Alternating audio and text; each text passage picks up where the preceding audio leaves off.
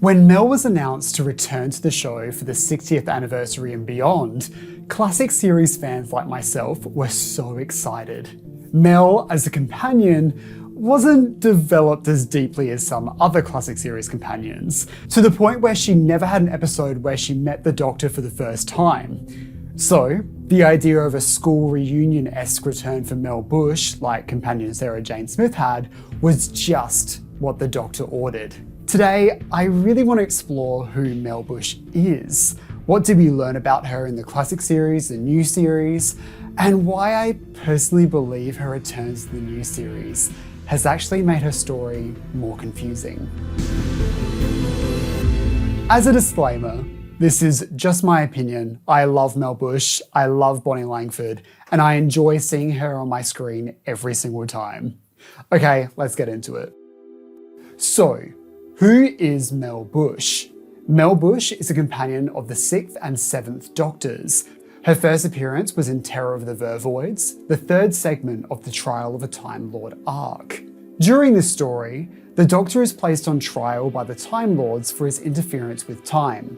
The Doctor is trying to prove that he is a force for good, and his opponent, the Valeyard, is trying to argue for his death.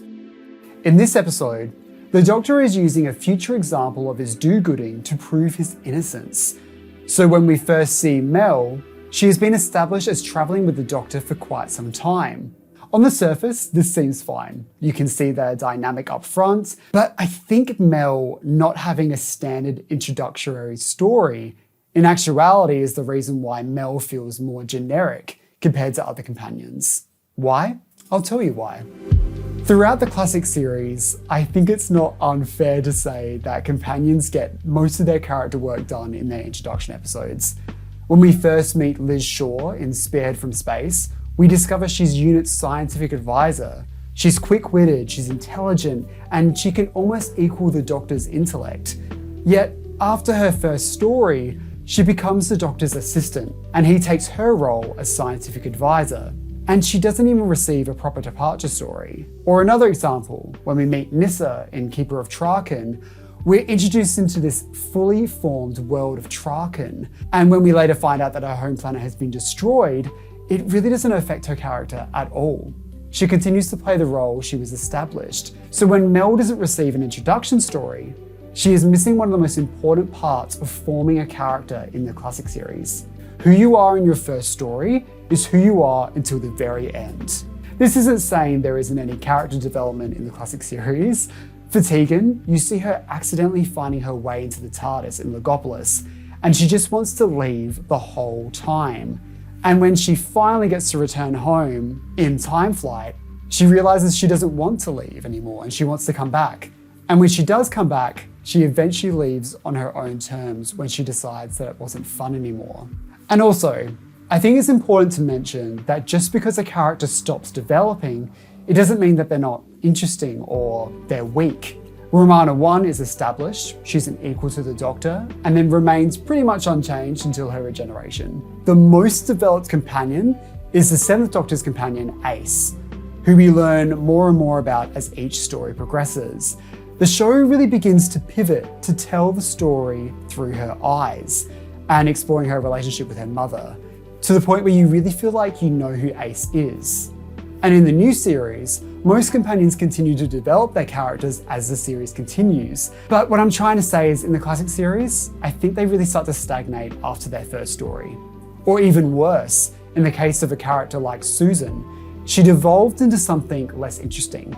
Susan, the Doctor's granddaughter, is established as this otherworldly person, mysterious and somewhat kooky. Someone who loves walking in the fog at night and knowing things you couldn't possibly know for a human teenager. But as the series went forward, she was written to act younger and more human. But for Mel, it's tough.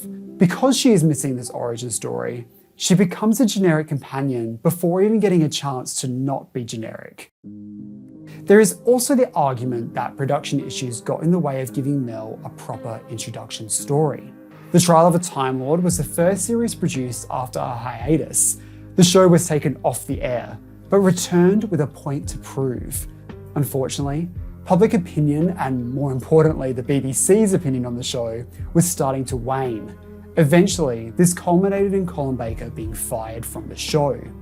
This left the character of Mel in an odd place. Since Colin Baker wasn't the Doctor anymore, they couldn't create a story where he meets her for the first time. So the show had no choice but to continue where we left off, with the Doctor leaving the trial with Mel as his companion, even though technically he hadn't even met her yet. So if it wasn't narratively confusing enough, it's gotten further complicated by production issues. Who knows? Even if they did do another season with Colin, there's no guarantee that they would have made an introduction story for Mel. I think we can even argue that production issues might have even gotten in the way of Mel's development in the new series also. As of the making of this video, the future of the program seems a bit grim, with no confirmation from Disney for future seasons. But before we go into her new series appearances, let's talk about what we actually know about Mel. Mel is a bit of a fitness freak, a big defender of carrot juice. She's a computer programmer from Pease Pottage. She loves a mystery and getting involved in the action. She has a can-do attitude and remains positive in any situation. She also has a very loud and impressive scream. She's clearly a loyal friend of the Doctor and has a strong sense of what is right and wrong and is happy to stand up for what she believes in. She travels with the Sixth Doctor at the end of his television era, and it seems to be a much healthier relationship between her and the Doctor compared to the Doctor and Perry. She seems to take the Doctor's regeneration in her stride in Time in the Rani. The Doctor is confused who the real Mel is due to the Rani dressing up as her. It's a long story. Mel, on the other hand, is confused as to whether this is her Doctor. The moment where they both realise who each other are is possibly one of their finest moments together on the show. You can tell that Bonnie and Sylvester are just giving it their all, and it feels genuine, but without that bedrock of character from Mel, it doesn't hit as hard as it could. It's harder to relate to Mel. She's clearly someone who would be a laugh to hang out with, but without that depth, she feels inauthentic. Especially when we reach her final story, Dragonfire, when she's up against Ace. Ace has so much character, even in her first appearance, that only blossoms as the show goes on. Her relationship with Ace makes her feel more real too. Ace grounds Mel, and their dynamic is such a fun thing to watch. And when Mel does go to leave, I really felt sad. I thought that having Ace, Mel, and the Doctor together would make for a really fun TARDIS team. But instantly, the tone of the show shifts once Mel is gone. She really does feel like a product of a bygone age. She tells the Doctor she's going off with Sabalon Glitz and going to keep him out of trouble. She said she's going to send the Doctor a postcard. She'll put it in a bottle and throw it into space, saying it'll reach him in time. It's a really sweet send-off for Mel. And having her keep Glitz in line by stopping his dodgy deals is so in character for her. But her time on the show left a lot of questions unanswered. How did she meet the Doctor? What was her life like back in Pease Pottage? Before she returned to the new series, the expanded universe had answers for these questions. One of the first explanations for Mel and the Doctor's meeting comes in a book titled Business Unusual by Gary Russell. In this adventure, the Doctor is still actively trying to avoid meeting Mel. He knows if he meets her, then the trial and the Valeyard will become true. But the web of time doesn't work that way, and he meets her in Brighton. They fall into a plot by the Autons, encounter the Brigadier, and set off on their travels together. My issue with this story is that it's a sequel to a third Doctor book, The Scales of Injustice, meaning that you have to do homework if you want to understand all the characters before even reading this book. But that isn't the only addition to their meeting in the expanded universe. The premise of the Big Finish audio, The Wrong Doctors, promises to show the first meeting of the Sixth Doctor and Mel, but ultimately, it tells a story that complicates the timelines even more so, leading to them not properly meeting in this story. It's all rather confusing. I remember being incredibly disappointed by The Wrong Doctors, not because it's a bad story, but because it didn't do what the premise said it would. I feel a sense of frustration with Mel's introduction. why must her already complicated timeline be even more confusing? So I was hoping that her return to the new series would possibly give a more satisfying backstory to Mel and potentially flesh out her character. Well, I guess I can't avoid talking about it any longer. Let's talk about Mel's return to the new series. When Mel was announced to return alongside Russell T Davies returning as showrunner, my first thought was something akin to the Series 2 episode School Reunion, which saw the return of Sarah Jane Smith. In this story, we meet Sarah Jane again, years after she left the Doctor. She's become a woman who's slightly bitter about being left behind, and even someone who's a little bit jealous of Rose at first. She feels like the same character, but complicated. Most importantly, the episode was about her. She was the focus of the storytelling. I think The Power of the Doctor did a great job at bringing back Ace and Tegan in an already overloaded plot. They still got moments to shine and had a lot to do, but probably not as much as Sarah Jane did in School Reunion, but I feel like they did a good job at filling in those important gaps, especially with Ace, who didn't get an on-screen departure. But in Power of the Doctor, we get a brief moment where she discusses their falling out, alluding to their final moments together without reading like a plot synopsis. It was enough. And I'm a big believer in that you can make an audience care about a character in a small window of time if that is the focus of the storytelling. Once it's not the focus, it can sometimes feel more just like a cameo and fan service. Mel's mini cameo at the end of The Power of the Doctor always feels so funny to me because it generally just feels like Bonnie Langford is just sitting there. She doesn't feel like Mel at all, which is fine. The scene isn't about her and it works. So when the giggle comes around and Mel returns in a larger capacity, I was quite happy with her appearance. It gave us some small hints at what she was up to since leaving the Doctor, how she was traveling with Sabalon Glitz for a while before he died, and then she catched a Zingo back to Earth, and now she's working at UNIT. There's even hints at her time before meeting the Doctor where she says, my family are all gone, remember? At the time, for me, this was exciting. I felt like we were establishing parts of Mel's character before we get more of a focus on her in a future episode. It's even in the script where Mel says, we'll catch up later, but they never really do. Of course, they see each other and have a friendship, but they don't really talk. We never get more than my family are missing, and she just says that on repeat throughout her appearances. She says, I lost my family to the most terrible things, but the Doctor helped me in The Legend of Ruby Sunday. And in Wishworld, she once again mentions that she's single with no family, even though she refers to herself as a housewife in the next episode. Throughout her whole return, I can't help but thinking, that's Bonnie Langford and not Mel. The closest I actually felt to, my God, it's Mel, was in the Reality War, when she encounters the Rani again, where she says she's ruthless, worse than ruthless. She's indifferent to any pain, morality, or humanity. The whole universe is just an experiment to her, which feels like a line straight from Pip and Jane Baker. But really, when you look at the scripts, her character in the new series is just as deep as it was in the classic series, possibly less deep. In Wishworld, she has a total of 3 lines. But let's be kind. It's clear Russell T Davies had set up a lot of things to be answered in series 3 and 4, such as the return of Susan.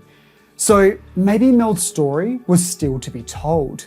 Maybe it's another issue of production getting in the way of Mel's storyline. Maybe she's a bad omen. But seriously, it just feels like, why bring back Mel if you haven't got anything to do with her? She appears in 3 whole seasons, The Giggle and the season 1 and 2 finales, and really, we've learnt nothing new about her more than what we already learnt in her first scene in The Giggle. So what was the point of her coming back? Although I adore Mel, she isn't exactly a fan favourite. People were dying to see return and make cameos. So it feels odd to put her in the role of just a cameo. She's vying for time against Kate Stewart, Rose Noble, Donna Noble, Belinda, Ruby, the Toymaker, Sutek, Omega, the Rani. There are just so many characters in that one room. There isn't enough time. I don't mind these big team-ups every now and then against a huge villain, because they can be a riot. I love Journey's End for that reason. But the reason why Journey's End works for me is that these characters that make cameos have been established in their own individual stories beforehand. There is weight to these characters, so you care about them. The time was made for the audience to get to know these people. That is the major issue with franchises that I have at the moment. They're running before they walk. It's a misstep. You haven't got time to let the audience meet these characters and fall in love with them and care about them. They're meeting a big bad and nobody cares. There is no stakes. You have to make people care. And I think a huge issue with someone like Russell T Davies returning to the program is that it's impossible not to make comparisons to his previous eras. Pitting School Reunion against all of Mel's appearances is such an unfair battle because Sarah Jane will win out every time. And that's excluding her run on the Sarah Jane Adventures. I just feel like there wasn't a strong vision for her return. But maybe there was. Maybe there's a story sitting on a hard drive out there where Mel encounters those terrible things that took her family again. And we find out more about the first time she encountered these terrible things. A story that really enriches her character and gives her more depth. Who knows? But we can only analyse what we have been given rather than what could have been. You know, if Russell T Davies had wheels, he would be a bike. Do you know what I mean? So, how do we fix this? How do we solve a problem like Mel Bush? In my personal opinion, I think the explanations in the expanded universe are just not for me. I feel like they're overly complicated. And really, if they did do an episode back in the classic series where the Doctor met Mel, I doubt it would have been this convoluted. It would have been a stock standard story for Doctor Who. I don't think it would have been some timey-wimey, complicated thing. The show just didn't do that type of thing back then, and that was totally fine. So maybe for me, maybe these timey-wimey explanations for Mel just feels inauthentic for the time period. I don't know. But you know, let's say for example, if the new series, they did do an episode where they did explore Mel deeper, I would probably be open to it. What if it was the Weeping Angels that took Mel's family, and she encounters them again with the 16th Doctor and brings back those memories? That Disney budget doing flashbacks where the Doctor and Mel have been de-aged or something crazy like that, I don't know. Or maybe you can't fix this. Maybe this is all Mel will forever be. Someone who remains a mystery. How did she meet the Doctor? What happened to her family? Maybe some people enjoy the unknowing nature of Miss Bush. But for me, I feel a bit disappointed. Although I enjoy seeing Mel on my screen yet again, as all Mel heads do, I just feel a little bit let down by the whole thing. But what do you think? Are you happy with how Mel's storyline played out in the new series and the classic series? Or what would have you liked to have seen happen? Let me know in the comment section below. Anyway, I have to go now. I'm catching a lift off a Zingo. Don't forget to click below to subscribe to the official Josh Nares YouTube channel.